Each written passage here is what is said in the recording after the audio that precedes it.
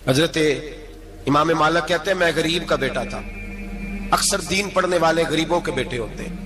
امیروں کے بچے F S C پڑھتے ہیں, بی ایس سی پڑھتے ہیں, ٹیکنالوجی پڑھتے ہیں. غریبوں کے بچے دین پڑھتے ہیں اور پھر امیروں کو ممبریاں ملتی ہیں. غریبوں کے بچوں کو اللہ ممبر عطا فرماتا ہے, مصلی رسول اللہ دیتا ہے.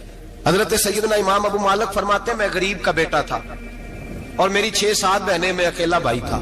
آپ فرماتے ہیں میرے ابا جی فوت ہو گئے. میری امی پکڑ کے مجھے ایک دھوبی کی دکان پہ لے گئی, کہنے لگی اسے کپڑے دھونے کا طریقہ بتا دے, سلیقہ سمجھا دے, یہ بھی ایک چھوٹی سی لانڈری کی دکان کھول لے گا, میری بیٹیوں کا پیٹ پالے گا.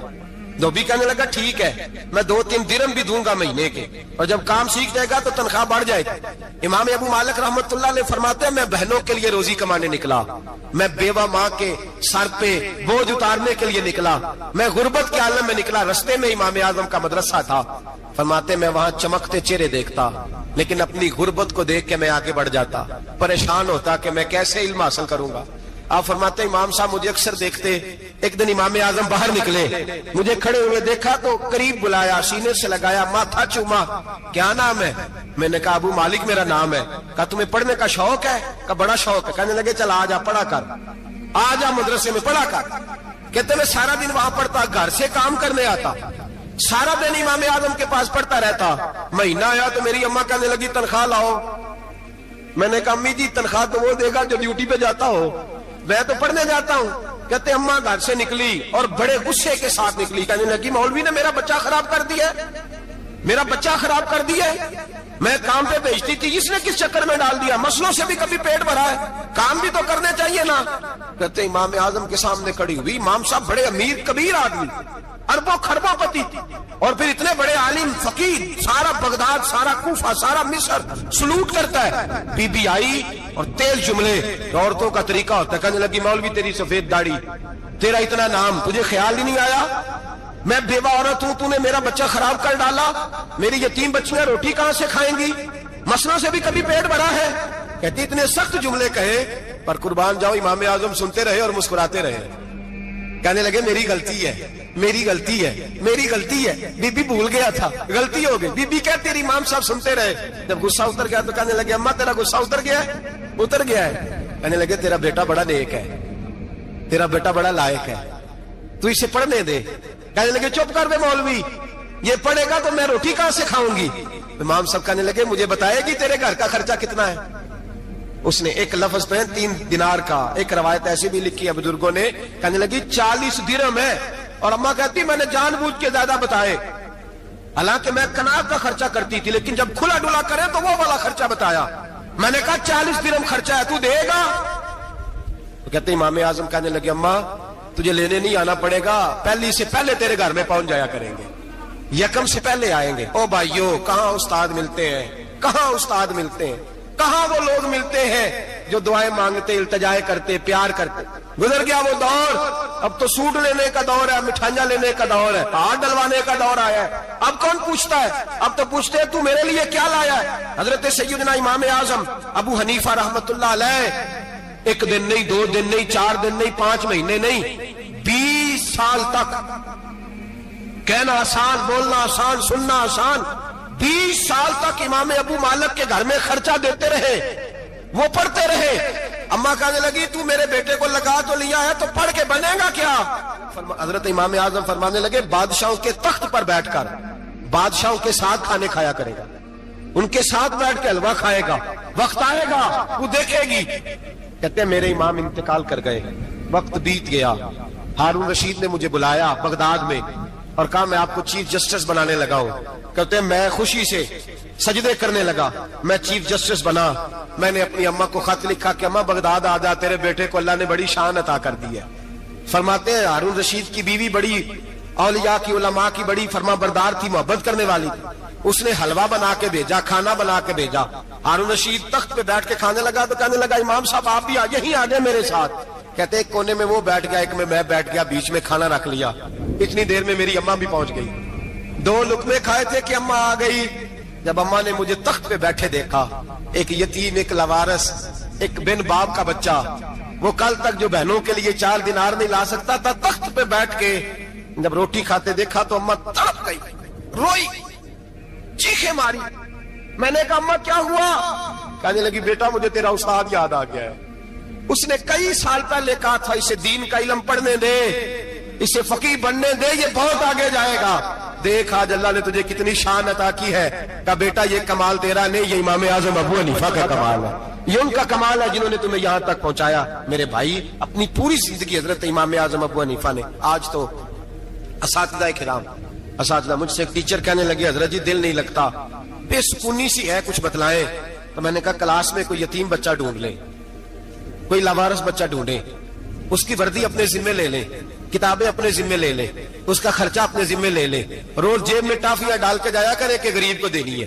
پر میں 2 مہینے یہ والا وظیفہ بھی پڑھ کے دیکھیں, اللہ آپ کو سکون عطا کرے گا. یہ بھی کہنے لگے بڑی ٹھنڈک ہوئی ہے, بڑا سکون ملا ہے, بڑی تابعداری. میں نے کہا آپ لفظوں سے سکون چاہتے ہیں, وہ لوگ خدمت کر کے سکون لیتے. کوفے کا ایک امیر آدمی تھا, پھر غریب ہو گیا. غریب, غربت بڑی پریشانی ہے, بڑی پریشانی, بڑی آزمائش. غریب بیوقوف اس لیے ہوتا ہے کہ اس کی جیب میں پیسے نہیں ہوتے. غریب مجبور اس لیے ہوتا ہے کہ اس کے پاس ہوتا کچھ نہیں نا, تو ساری آزمائشیں اکٹھی آ جاتی. غریب آدمی تھا, محنت مزدوری کرتا لیکن پوری نہ ہوتی. وہ کہتا ایک دن گلی میں ککڑی بیچنے والا آیا, تو میری ایک بیٹی تھی چھوٹی سی, باقی بچے بڑے تھے. چھوٹی ضد کرنے لگی, کہنے لگی ککڑی کھانی ہے, ککڑی. کہتے میں پریشان ہو گیا, دل ٹوٹ گیا. بیٹی نے سوال کیا ہے. فرماتے میں نے سوچا کس کے پاس جاؤں, کسی اور کے پاس مجھے سمجھ نہ آیا, میں سیدھا امام اعظم کے پاس چلا گیا. یہ شخص ہے جو مجھے دے گا بھی اور میرا پردہ بھی رکھے گا, مجھے دے گا بھی اور میرا, بولیے, میرا یہ پردہ بھی رکھے گا, یہ رسوا نہیں کرے گا, یہ فوٹو نہیں کھچائے گا. یہ فوٹو کھچا کے پہلے دن فیس بک پہ نہیں لگائے گا کہ میں غریبوں میں تھیلے بانٹ رہا ہوں. یہ اسی وقت اخبار والوں کو نہیں بلائے گا ایک تھیلا اور 6 اخباروں میں تصویریں. یہ اس طرح نہیں خیرات دے.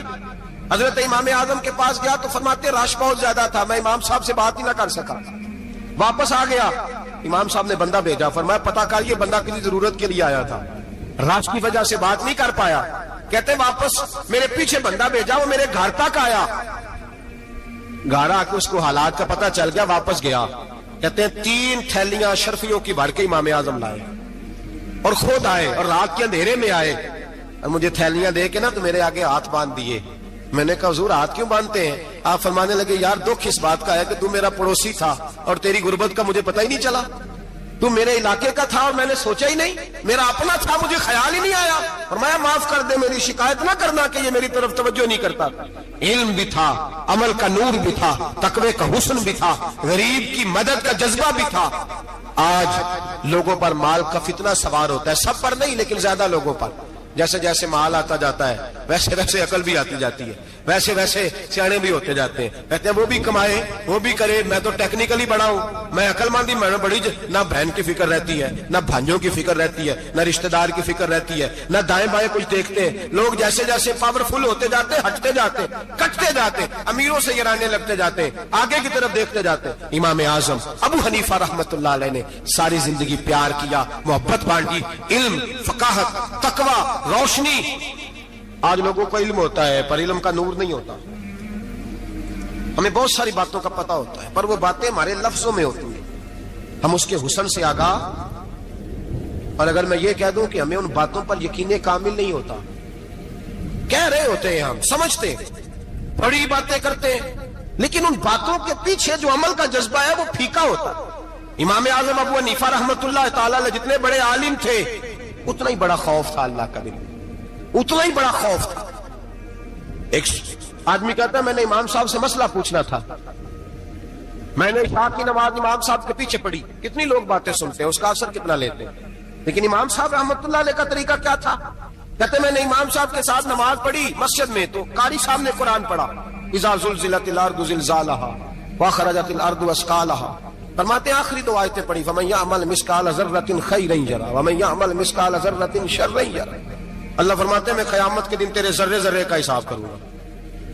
ذرہ برابر نیکی ہوئی تو تیرے سامنے آئی, ذرہ برابر گناہ ہوا تو تیرے کس کے برابر؟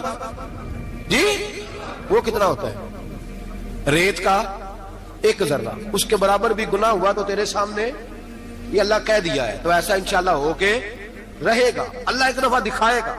دعا فرمائے اللہ ہمیں معافی عطا فرمائے, اللہ ہم سے درگزر فرمائے, اللہ ہمیں بخشے ہوئوں میں شامل فرمائے.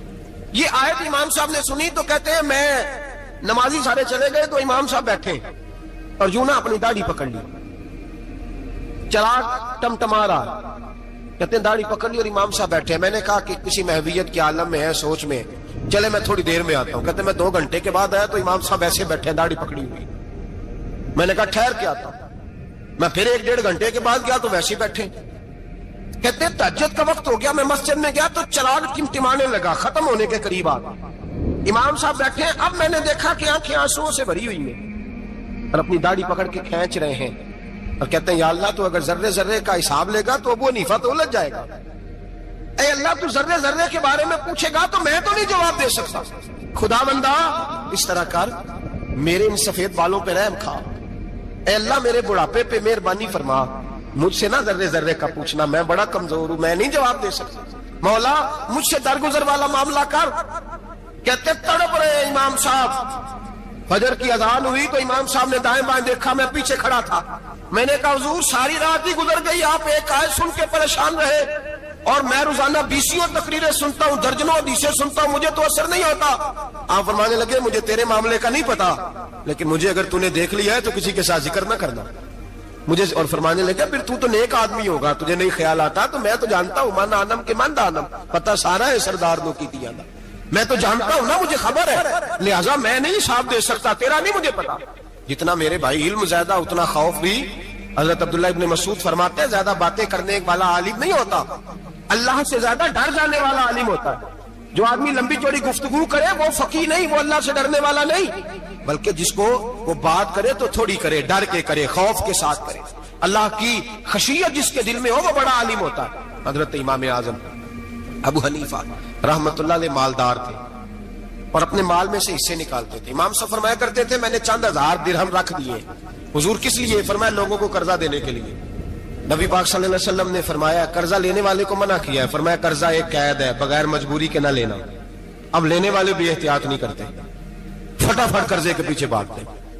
بڑی مجبوری ہو تو قرضہ لیں, فرمایا مقروض قیدی ہوتا ہے, قرضہ لینے سے بچو. اور دینے والے کو کیا کہا؟ فرمایا اگر سامنے والا تنگ دست ہو نا, تنگ دست, تو اسے مہلت دو. جتنی تم مہلت دو گے اللہ اتنے پیسے روز صدقہ کرنے کا ثواب عطا فرمائے گا. اگر تنگ. ایک صاحب مجھے کہنے لگے, میں نے رمضان شریف میں نا قرضے کے حوالے سے یا کچھ عرصہ پہلے کسی موقع پر قرض کے حوالے سے کو بات کی. ایک صاحب مجھے کہنے لگے حضرت صاحب جیتے کسی کو لینا ہوئے نا 20,000 تو انہوں ترا کے لئی دے, تو جی 20 کروڑ لینا ہوئے تو پھر نہیں ترایا جاتا. میں نے کہا کیوں؟ کہنے لگے 20,000 والا بندہ ماڑا ہوتا ہے نا, جہاں 20 کروڑ کھا گیا وڈی مگرمچھ ہوتا ہے, انہوں ترایا جا سکتا. وہ دے کے بندے ترلے ہی کر دے چل بھائی کیویں دے سکنا. وہ جو 20,000 والا نا ماڑا بندہ کہتے تو دینے نے کہ تیرا بندوبست کریے, کہتے چل صاحب جمعرات لے آؤ کسی طریقے. جمعرات ماڑا ہے نا. نبی پاک نے کیا فرمایا؟ حضور نے فرمایا تجھے پتہ چل جائے کہ تنگ دست ہے تو مہلت دے, جتنے دن تو اس سے پیسے نہیں لے گا اتنے پیسے روز صدقہ کرنے کا ثواب دیا جائے. اب لوگ جو تگڑی موٹے مگرمچھ ہیں ان کو مہلت دیتے ہیں, وہ کہتے ہیں جا جتھو لب دے نہیں لے, پھر کہتے ہیں نہیں آپ بتائیں آپ کیسے دے سکتے. اور ماڑا بندہ انہیں 2,000 دینا دکان کا, اس کو دکاندار کہتا ہے کل سائیکل لے کے تب گزرنا, میرے آگے سے اگر پیسے دینے ہیں تو میں نے سائیکل رکھ لینا. ڈرنا چاہیے اللہ پاک, ہمیں پتا ہوتا ہے سامنے والا غریب ہے, تنگ دست ہے, مجبور ہے, سے مہلت دینی. امام صاحب کہتے ہیں میں نے کچھ پیسے رکھے ہوئے تھے, پس منظر یہ تھا کہ غریب لوگ آتے ہیں تو میں ان کی مدد کروں گا. امام اعظم ابو حنیفہ نے ایک بندے سے پیسے لینے تھے اور حال یہ تھا کہ آپ دھوپ میں کھڑے تھے, ساتھ اس بندے کا مکان تھا. لوگوں نے کہا حضرت دیوار کے سائے میں ہو جائے. فرمانے لگے اس سے پیسے لینے ہیں, اگر سائے میں کھڑا ہوا تو سود میں شمار ہو جائے گا, میں اس سے فائدہ نہیں لے سکتا. ایک بندے سے قرضہ لینا تھا, وہ آپ کو دیکھ کے گلی اور دوسری گلی میں چلا گیا, رستہ بدل گیا اور چھپ گیا. امام صاحب رونے لگے, کہنے لگے اے اللہ میں اتنا برا ہو گیا ہوں کہ تیرے بندے مجھ سے چھپنے لگے. اس کو ڈھونڈ کے لائے, کیوں چھپتا ہے؟ کہ حضور آپ کے پیسے دینے ہیں. آپ نے فرمایا جا میں نے اللہ کی رضا کے لیے معاف کیا, آج کے بعد چھپنا نہ, اس لیے میں نہیں چاہتا کہ تجھے کوفت ہو, تو میری طرف دیکھ کے چھپنے لگا ہے, میری طرف دیکھ کے. غریب تو بھائی گلیوں میں گھستے پھرتے ہیں کہ کوئی بندہ مل نہ جائے. مقروض آدمی پتہ اس وقت چلتا ہے جب خودکشی کر گیا, پتہ اس وقت چلتا ہے پھر لوگ آتے ہیں اس کے بچوں کو کہتے ہیں فکر نہ کرنا ہم تیرے ساتھ ہیں. اس کے ساتھ ہونا تھا, ان کا سایہ بچ جاتا. اب آئے ہو امام اعظم ابو حنیفہ رحمت اللہ تعالیٰ علیہ لوگوں کو سہولت دیتے, آسانی دیتے, پیار کرتے, محبت کرتے. ہم لوگوں کا مزاج ایسا نہیں ہے, ہماری اخلاقیات کے اندر وہ حسن نہیں جو ہمارے بزرگ ہمیں دے کے گئے. اور پھر چھوٹی چھوٹی باتوں میں حقوق العباد کا خیال کرتے, چھوٹی چھوٹی باتوں. ہم تو گالی دے کے بھی کہتے ہیں نا چل کیا ہو گیا, گالی دی ہے نا. میں نے دیکھا ہے سائیکل والے کی ٹکر اگر پجارو والے کے ساتھ ہو جائے تو معافی سائیکل والے نے مانگنی ہے, کیونکہ وہ سائیکل پہ بیٹھا ہے نا, اس کی غلطی یہ ہے کہ وہ سائیکل پہ بیٹھا ہے. معافی سائیکل والے نے مانگنی ہے, پجارو والا نہیں مانگے. ہو سکتا ہے سائیکل والا اٹھ کے کہے جناب مجھ سے غلطی ہو گئی, مجھے پتہ ہی نہیں تھا کہ آپ تھے, ورنہ میں آپ کے آگے نہ آتا. سائیکل والا مجبور ہے کیونکہ اس کے پاس پجارو نہیں, اور پجارو والا تو شیشہ نہیں نیچے کرتا, کہتا دھوپ آئے گی, گاڑی بڑی مشکل سے ٹھنڈی کی ہے. نیچے اتر کے ملازم کہتا ہے اس کو پوچھو اگر کوئی 200-400 کا نقصان ہوا تو 500 دے دو. مزاج ہے. امام اعظم ابو حنیفہ رحمۃ اللہ علیہ عالم, حقوق العباد کا چھوٹی چھوٹی. آپ کے شاگردوں میں سے کسی کے چہرے پر شکن آتا تو 20 بار پوچھتے کوئی پریشانی ہے میرے بیٹے کو, کیا ہو گیا. ساری زندگی سایہ دار شجر کی طرح گزاری, ساری زندگی شاگردوں پر مریدوں پر محبت کا سائبان رہا, ٹھنڈی چھاؤں رہی امام صاحب کی. امام اعظم ابو حنیفہ رحمۃ اللہ تعالی علیہ گلی سے گزر رہے تھے, لکڑی کے جوتے پہنا کرتے تھے, کھڑاؤں. ایک نوجوان بچے کے پیر پہ پیر آ گیا تو کہنے لگا امام اللہ سے ڈر جا. یہ لفظ گئے تو امام صاحب کی چیخ ہی نکل گئی. کئی گھنٹے بے ہوش رہے. لوگوں نے کہا حضور کیا ہوا؟ فرمانے لگے تم نے سنا نہیں, چھوٹے چھوٹے جوان بھی کہتے ہیں کہ ابو حنیفہ اللہ سے نہیں ڈرتا, اللہ کی مخلوق کہتی ہے نہیں ڈرتا. اگر یہ کہہ رہے ہیں تو میرا کیا بنے گا. کئی دن روتے گزر گئے. لوگ اس بچے کو لائے, آگے کہنے لگا حضور آپ تو پریشان ہو گئے, میں نے تو محاورتاً کہا تھا, محاورتاً کہا تھا کہ آپ اللہ سے نہیں ڈرتے. فرمانے لگے بیٹے مجھے محاوروں کا نہیں پتا, جب رب کے خوف کا نام آتا ہے تو جملے سیدھے میرے دل سے جا کے ٹکراتے, سیدھے دل سے جا کے ٹکراتے. گلی سے گزر رہے, لکڑی کے جوتے پہنے, کھڑاؤں, بارش ہے, کیچڑ ہے. ایک دیوار کے قریب سے گزرے تو تھوڑا سا کیچڑ اڑ کے نا تو دیوار پہ پڑ گیا.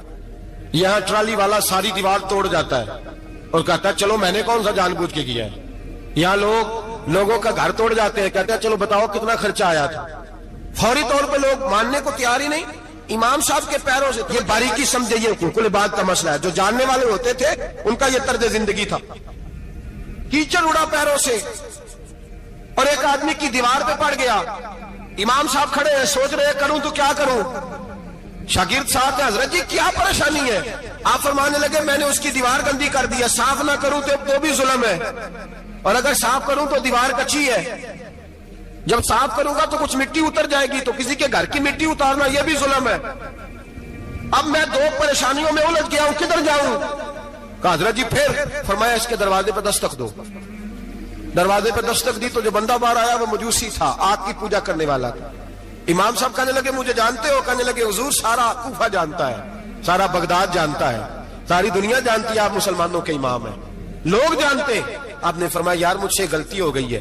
وہ کیا؟ آپ فرمانے لگے میں اپنے انداز میں گزر رہا تھا, بوڑھا آدمی ہوں, خیال نہیں آیا, تھوڑا کیچڑ اڑ کے تیری دیوار پہ لگ گیا ہے.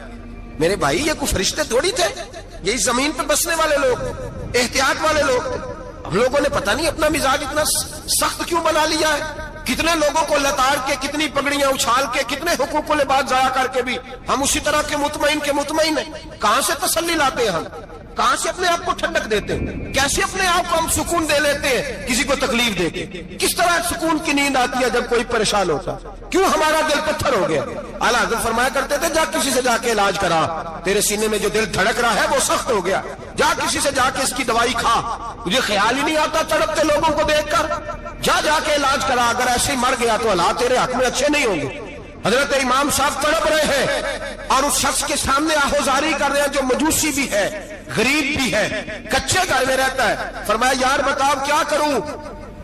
امام صاحب باتیں کر رہے ہیں تو وہ آدمی حیرت میں کھو گیا, کبھی دیوار دیکھتا, کبھی اپنا آپ دیکھتا, کبھی امام صاحب کو دیکھتا, دائیں بائیں دیکھتا, پسینے آنے لگے, پتہ نہیں کیا سوچوں کا مد و جزر چلنے لگا, کہاں بات گئی, کہاں تک اس کی سوچ گئی, کہاں پلٹ کے آئی. کہنے لگا امام صاحب میں تو چوک میں رہتا ہوں, روزانہ پتہ نہیں کتنی گاڑیاں مٹی برسا جاتی ہیں, کبھی کوئی نہیں آیا, آپ کو کیا ہوا؟ آپ فرمانے لگے مجھے کسی کا نہیں پتا, مجھے تو میں نے جو قرآن حدیث پڑھا ہے مجھے تو ڈر آ رہا ہے, مجھے بتا تو معافی دیتا ہے کہ نہیں, تیری دیوار صاف ہوگی کہ نہیں. کہنے لگا حضور دیوار کو چھوڑے, پہلے کلمہ پڑھائے, میرا دل تو صاف کر دے.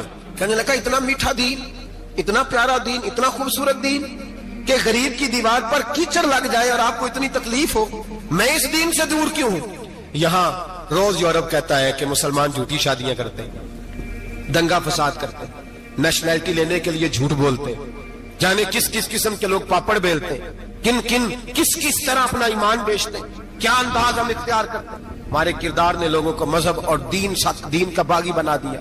हमारे बुजुर्गों का तरीका यह था कि छोटी छोटी बातों का ख्याल करें, छोटी छोटी बातों का। बहुत बड़े आलिम थे, ये सारी नेकियां तो उनकी समाजी थी, फलाही थी, उनकी मुआशरत की नेकियां थी, दुनियादारी। लेकिन जो उनका बाकी का मामला था, 4 लोग ऐसे हैं जो हमेशा कुरान पाक एक रात में पढ़ा करते थे। उनमें पहला नाम हजरत उस्मान गनी का है, पूरा कुरान पाक। दूसरा मौला अली शेर खुदा का है। तीसरा हजरत सईद बिन जुबैर का है। चौथे इमाम आजम अबू हनीफा हैं जो एक रात में पूरा कुरान पाक पढ़ दिया करते हैं। जिस जगह इमाम आजम की कब्र बनी हुई है ना, आजमिया एक महल्ला है बगदाद का, उसका नाम ही आजमिया, इमाम साहब के नाम है। जहां कब्र बनी हुई है वहां बैठ के इमाम आजम अबू हनीफा ने 60 मरतबा कुरान पाक खत्म किया। खुद पढ़ा, खुद फरमाया यहां मैंने दफन होना। उस जगह 60 कुरान पाक पढ़े। रमजान का महीना आता था तो इमाम साहब एक कुरान पाक दिन में पढ़ते थे, एक रात को पढ़ा करते थे, एक कुरान पाक सुनाया करते थे। इमाम साहब रहमतुल्लाह अलैह सारी रात नफल पढ़ते। लोग कहते हैं कि इमाम साहब की रात नमाज के लिए खड़े होते तो एक रकत में 15 सिपारे पढ़ते। तो लोग कहते थे ये अबू हनीफा नहीं, ये तो कोई किसी ने पिलर खड़ा कर दिया, ये तो कोई सुतून है, रुकू ही नहीं करता, पूरे 15 सिपारे। यहां तो अभी तरावियां आएंगी, लोग पहले से कहने लग गए बड़ी गर्मियों के रोजे, बड़ी गर्मियों के रोजे। और आ तो लेने दे भाई, पहुंच तो लेने दे रमजान शरीफ को। अल्लाह बड़ा मेहरबान है, हर चीज को बदलने पे कादर है। पहले से लोग तैयारी कर रहे हैं, मस्जिदें ढूंढेंगे जाए ऐसी अच्छा हो, कुरान जल्दी पढ़ा जाए, ढूंढ ढूंढ के। इमाम साहब रहमतुल्लाह ताला अलैह, और मैं अक्सर कहा करता हूं, मैं कहता हूं तू तरावी में खड़ा नहीं होता, पासपोर्ट के दफ्तर खड़ा हो जाता है 2 घंटे, शनाख्ती कार्ड के दफ्तर तो 3 घंटे खड़ा हो लेता है। ये तेरा जुल्म है अपनी जात के साथ कि तुझे कुरान के लिए खड़ा नहीं हुआ जाता, दुनियादारी के लिए खड़ा। वो प्रोजेक्टर कराने जाए तो चाहे तुझे 4 घंटे लाइन में खड़ा होना पड़े, वहां तो खड़ा हो लेता है। अल्लाह से डर, अपनी थोड़ी सी दुनियादारी के लिए सारा कुछ कर लेता है। हजरत इमाम साहब रहमतुल्लाह ताला अलैह तकवा और तहारत के पहाड़ 55 हज किए इमाम आजम ने। कितने? 55 हज फरमाए। आज एक मुशक्कत वाला काम है, जद्दोजहद वाला काम है। जवान भी थक जाते हैं, कहते हैं बड़ा मुश्किल है जी, और ये जितना मर्जी आसान हो गया कयामत तक इसने मुश्किल ही रहना है, इसलिए कि ये एक मुजाहिदा है। 55 हज किए। आखिरी हज पे गए तो काबे के मुजावर को कहने लगे जरा खोल नहीं देते काबे का दरवाजा, मेरा अंदर जाने को दिल करता है। उसने दरवाजा खोला, अंदर गए तो कहने लगे खुदाया, 2 जुमले कहे। कहने लगे अल्लाह, जितना तूने माल दिया था मैं उतना शुक्र नहीं अदा कर सका, और जितना तूने इल्म दिया था मैं उतना अमल नहीं कर सका। अब बूढ़ा हो गया हूं, मेहरबानी करना मुझसे दरगुजर वाला मामला कर। और अल्लाह अगर तू मुझे बता दे कि तू राजी या नाराज है तो मैं जरा सुकून से मर जाऊं। कहते काबे की दीवारों से आवाज आने लगी, अबू हनीफा तेरा रब तुझसे बड़ा राजी है। दाता गंज बख्श अली अजमेरी जैसा बाबा 1000 साल पहले लिख के गए कशफुल माजूब में। दाता साहब ने लिखा है 1000 साल पहले कशफुल माजूब में। दाता साहब फरमाते हैं मैं हजरत बिलाल की कब्र पे हाजिरी देने गया, यानी 1000 साल पहले के मुसलमान भी कब्रों पे मजारों पे जाया करते थे। दाता साहब लिखते कहते हैं मुल्क के शाम में हजरत बिलाल हबशी की कब्र पे हाजिरी देने गया। मैं कब्र पे हाजिरी दे के तो साथ लेट गया, मेरी आंख लग गई, मुझे ख्वाब में नबी पाक का दीदार नसीब हुआ। गोया हाजिरी हजरत बिलाल की, और बरकत यह कि वहां मुझे मुस्तफा का दीदार नसीब हो रहा है। फरमाते हैं नबी पाक मेरी ख्वाब में आए, हुजूर ने एक बूढ़े बाबे के गले में हाथ डाला हुआ है और अपने साथ साथ चला रहे हैं। मैंने अर्ज की या रसूल अल्लाह ये कौन है? तो नबी पाक ने फरमाया ये तेरा इमाम आजम अबू हनीफा है। फरमाते मुझे समझ आ गई कि इमाम आजम भटक इसलिए नहीं सकते कि उन्हें रसूल पाक ने सारा अता फरमाया है, वो भय इसलिए नहीं सकते कि नबी पाक ने उन्हें सारा दिया। दाता गंज बख्श अली अजमेरी रहमतुल्लाह ताला अलैह फरमाते हैं कि इमाम साहब रहमतुल्लाह ताला अलैह बहुत बड़ी शख्सियत। इमाम आजम का पैगाम क्या है?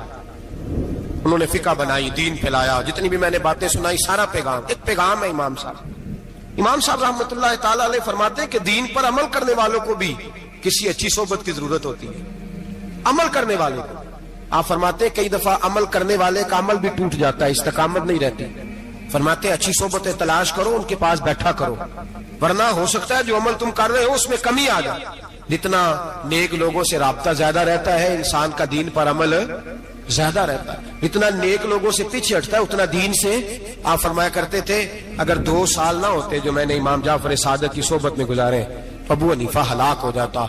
अपने आप को रब करीम के बंदों के साथ लगा के रखे, जोड़ के रखें। अगर हमारा रब करीम के बंदों से रिश्ता रहेगा तो कुरान और सुन्नत से रिश्ता रहेगा।